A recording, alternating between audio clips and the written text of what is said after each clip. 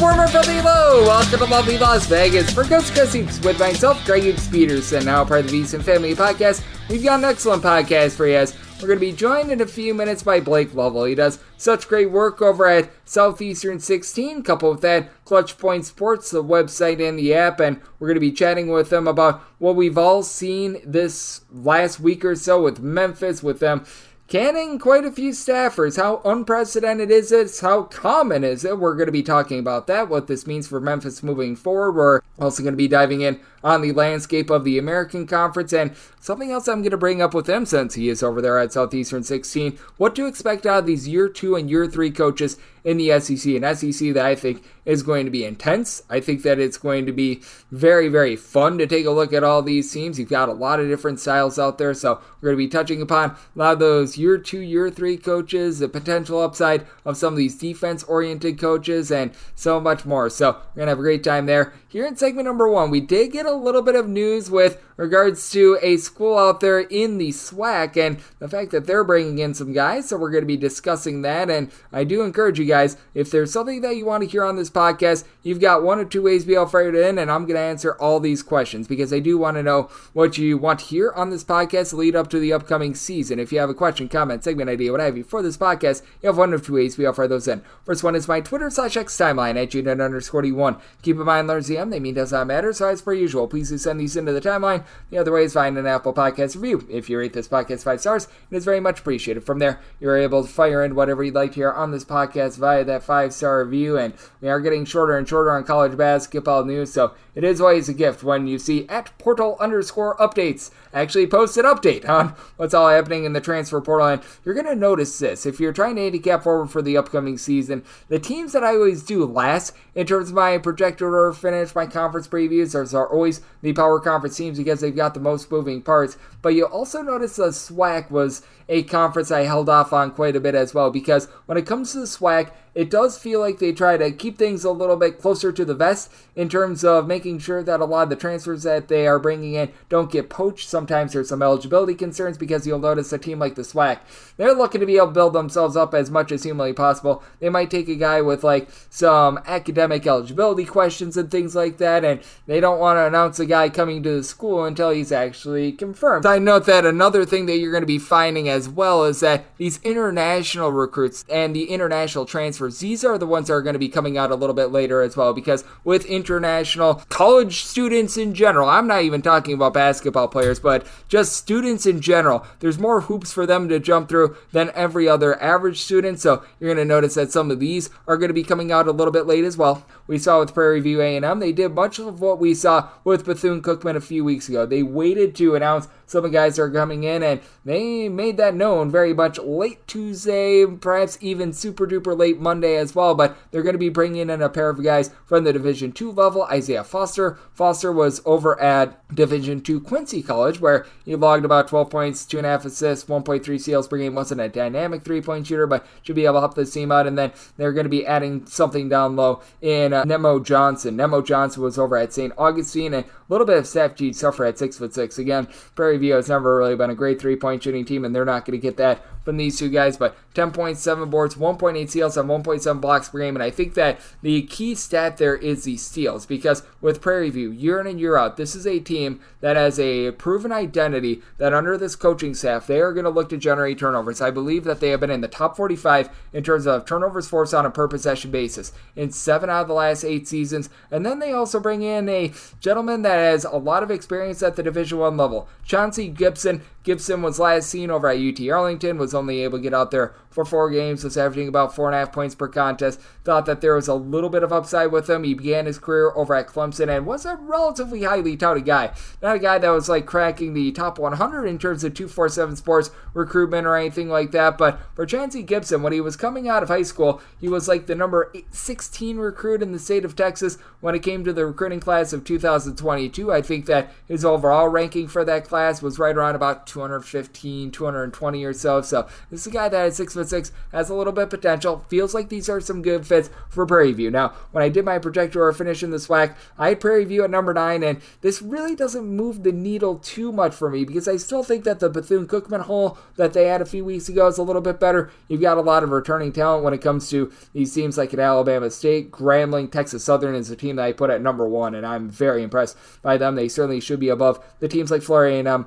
I'm sorry, Mississippi Valley State, but until you guys win a few games and you bring back more than one guy that averaged more than 2 points per game, you're going to be getting dead last in this projector or finish for a very long time. But even a team like an Alcorn State, I just feel like the pedigree that they've had last few seasons, along with the way that Alabama A&M played in the back half of the season, still keeps me at Prairie View at number 9. But I do think that the SWAC is going to be a lot of fun this year. For those that don't pay attention to these HBCU conferences, the MEAC, the SWAC, you've got a few of those HBCU schools out there in the Coastal Conference. They've really been able to bring in some big-time talent. I feel like when you had Makir Maker, a former top 75 recruit, go to Howard a few seasons ago, that was really a turning point for some of these HBCUs, and I always say it on this podcast, you're able to make just as much money on the SWAC as you are in the ACC in terms of game-to-game betting, unless if you have some really, really high limits, and if you have really, really high limits, well, then I salute you, and good on you, but you've got just so much potential out here in the SWAC. I think that this is going to be a fun conference, and Prairie View, they were able to fortify their roster a little bit. I like all three of those moves, and they should be a pesky team, even though, again, I have them number 9 in terms of my projector or finish. I think that there's going to be a lot of underdogs. They're going to be barking in the SWAC this year, and a man that always does a great job being able to take a look at this great game that we all know and love of college basketball is Blake Lovell over at Southeastern 16, talking about the Memphis situation, those year 2 and year 3 coaches in the SEC. I might throw in there a little bit of Mountain West as well. That's up next right here on Coast to Coast Hoops with myself, Greg Peterson, now a part of the Beats and Family Podcast.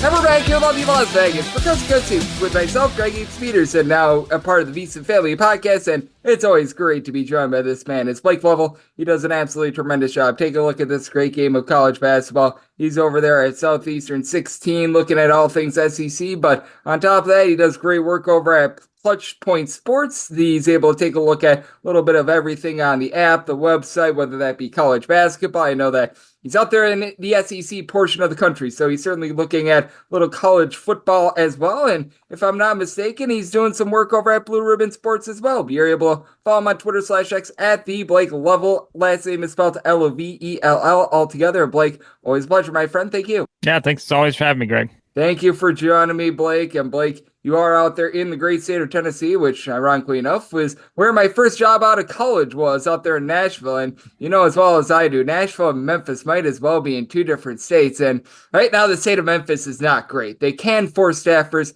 last week. And just how do you take a look at a team that I feel like on paper they should blow away everyone in the American, but it just feels like if it's not one issue for Memphis under Penny Hardaway, it's another. Yeah, it is something where, I mean, how many times are we this close to the start of the season? We're, 2 months away now, and you're trying to figure out, okay, how many coaches have actually, again, been fired? And we know that number is not just one, right? It's multiple. And I think you just don't see that very often when you get to this point, firing 3 assistant coaches and a special advisor leading up to the season. And again, it's just kind of a very wild thing. And, it's also a team, as you said, Greg's got a lot of talent, and obviously a team has a lot of transfers. And I think when you combine all that together, getting rid of coaches who were certainly, I think, responsible for bringing in some of the guys that are there now.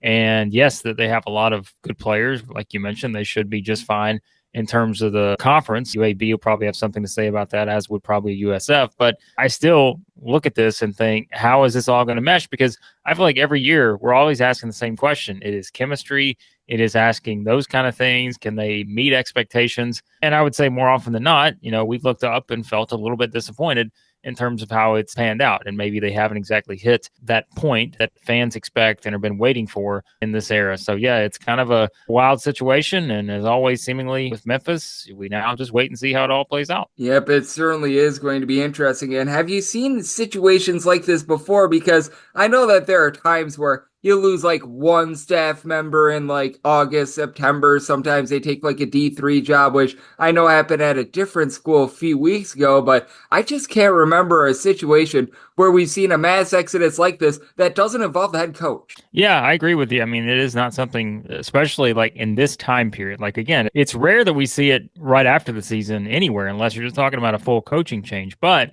if you're looking at a situation like this where, you're going into the summer and you're looking at building your team for the following season, and these are guys that played a key role in that. And then you're going to actually start the season with a completely new group almost in terms of the guys that you have around you coaching wise. So it is not something that we've seen. I couldn't even name the last time this happened outside of what probably, Greg, just a scandal, a coach getting fired, something like that. Like there's not these kind of situations that you see very often. And so, yeah, like that obviously raises questions for Memphis, I think, heading into the season, even with as much talent as they have. And the question is, at some point, I think you have to ask the question, like when is that potential marriage going to split? And can they reach, I think, what, Greg, that Memphis fans want to get? Because what we've not seen is them get beyond the first weekend of the NCAA tournament. I think when they hired him, the expectation was that that would be a regular thing where they could do that every season. And so far, through 6 years, that just hasn't happened. Yeah, it's been so interesting to look at Memphis because, as well, on that front, if that timeout call goes their way against Florida Atlantic, maybe we're talking about something entirely different with Memphis. But man, just hasn't worked out that way. And now this situation, it does make things very murky. And an American that I don't know if you've had the most opportunity to be able to take a look at it quite yet, but I do think that there are a few teams that are a little bit under the radar, mainly UAB, who brings back darn near everyone from a season ago, that can make life a little bit difficult for Memphis. Even though I think that Memphis is by far the best team on paper in this conference, and despite this, they should probably win the conference. There's no guarantee with all that turmoil, and a team like a UAB, I think, is just so interesting out there. Yeah, I'm with you. I think UAB, you could even say with everything that's happened at Memphis, may be the team that you feel like has the best opportunity to win the conference and or take advantage of that situation. If they didn't already kind of have a scenario where you felt pretty confident that they would be the team that challenges Memphis the most. And quite honestly, Greg, you said it at the start. I think it's a team that brings back so many different guys. It's not a team that looks completely new. Again, like we talk about the value of that in this era of college basketball. And yeah, UAB's been a team that I've studied a bit over the past couple of weeks, just kind of picking and choosing some teams to really, take a good look at. But the fact is, you've already seen what kind of UAB can be. And I think now, you've kind of got to the point where you're giving Andy Kennedy the benefit of the doubt. I really like this UAB team. And of course, what USF has done as well. I think they're a team that'll have a really good opportunity to be right there challenging. But I think this UAB team is probably the one I would circle in terms of having the best opportunity there with Memphis. No question about it. Florida Atlantic could be very interesting with not having Dusty May, but they have brought in a little bit of talent as well. And I think that things might be a little bit bumpy for Memphis this season. An American that, yeah, you don't have that top 25 team behind them after we lost Houston 2 seasons ago, but certainly a team like North Texas, that they're going to be gritty in South Florida, able to build themselves up as well, as Blake Lovell does such great work over at Southeastern 16. He's joining me on Coast to Coast Hoops, and certainly Memphis having some coaching question marks. And out there in the SEC, I feel like a lot of the biggest question marks are involving these year 2 and year 3 coaches, because pretty much all these year 2 and year 3 coaches, they've had their good moments and they've had their bad moments, to say the least. And just how do you take a look at sort of the anti-air quotes here, newer coaches in the SEC? Because I feel like pretty much all of them have a little bit of something to prove, say in South Carolina, because I don't think they're going to do any better than what Lamont Paris did a season ago. Yeah, it's going to be hard to match that, I think, for anyone, because, again, we were all seemingly pretty consensus that South Carolina was going to finish last, and they were right there with a week to go in the regular season, having a shot at the regular season title. I don't know if we're going to see a team do that this year, but if you are going to pick a team that finished last year, we've always talked about Dennis Gates. I think that he certainly has the most to prove, just because again, they went 0-18 in the conference, and going into the season, that's not something we expected to happen. But as you started to see injuries mount, with, what we're probably going to be projected, to have 2 starters. And then you just realize the depth wasn't there for them to compete night in, night out. They played a lot of close games. They weren't getting blown out every single night. But now I think when you compare the differences between last year's roster and this year's roster, I think it is totally different. I'm still have some questions about their shooting, which was something, as we know, Greg, was key to their success in that first year for Dennis Gates. But I think now you look at this team and you bring in a Mark Mitchell, you bring in Perkins, you bring in all of these guys that I think really fit into how they want to play and get closer to where they were a couple years ago. I fully expect Missouri to bounce back this season. And so I do think Dennis Gates has a lot to prove there. I think someone really, I think is going to be an interesting example is Todd Golden, right? Because, Todd Golden got Florida to kind of turn things around last year. They won 24 games, got to the first round of the tournament. We played that wild game against Colorado. But I think Florida is also kind of another team that, you think about all the teams like Florida, Alabama, Kentucky, we talked about last year, from the perspective of they struggled on defense at times, but they were so good offensively. Now they bring back Walter Clayton. There's a lot of potential for Florida to take an even bigger step forward this year, given the roster they put together. Elijah Martin joins. So, yeah, I think those kind of guys in particular, obviously from the far end of Dennis Gates, who was at the bottom last year, to a Todd Golden that's closer to the top and feels like he's getting Florida closer and closer to doing that. I'm very intrigued. And then, of course, you've got teams like LSU, Ole Miss with Chris Beard, Matt McMahon at LSU, and so forth. Yeah, so I think it's going to be interesting to see how those guys kind of push their programs forward. Not real sure about LSU just yet, but I do think Ole Miss has a really good opportunity to take what they did early last year, Greg. That was a team that was, 18-3, I think, at one point, but then just really faded down the stretch. I think it could be a lot different this year for the Rebels. Yep, with the Rebels, I think that they're the most intriguing team as well because they got off to such a hot start, but you tell that it was cupcake central to begin the season, and you sort of felt like there was a little bit of an unraveling that was going to be happening towards the back half of the season, but now that they got those wins under their belt in non-conference play, that can lead to some confidence this year, and I think that this year 3 coach is so interesting as well. Mississippi State's Chris Jans, because he has clearly been able to build a defensive empire out there in Mississippi State, but the offense has left so much to be desired. How do you take a look at this bunch with them bringing in someone in Riley Kugel that I feel like is one of the more underrated transfers of this offseason? Yeah, I think, for Riley Kugel, it seemed like a matter of, we just did not probably expect what happened last season with him, and it was really a matter of Florida was just so good, at that position, and you were curious how he'd fit in because, a lot of people were expecting just a huge breakout season for him. But now you wonder, does that opportunity better for this Mississippi State team? Because he has to be, you would feel like one of the primary scorers, obviously with Josh Hubbard leading the way,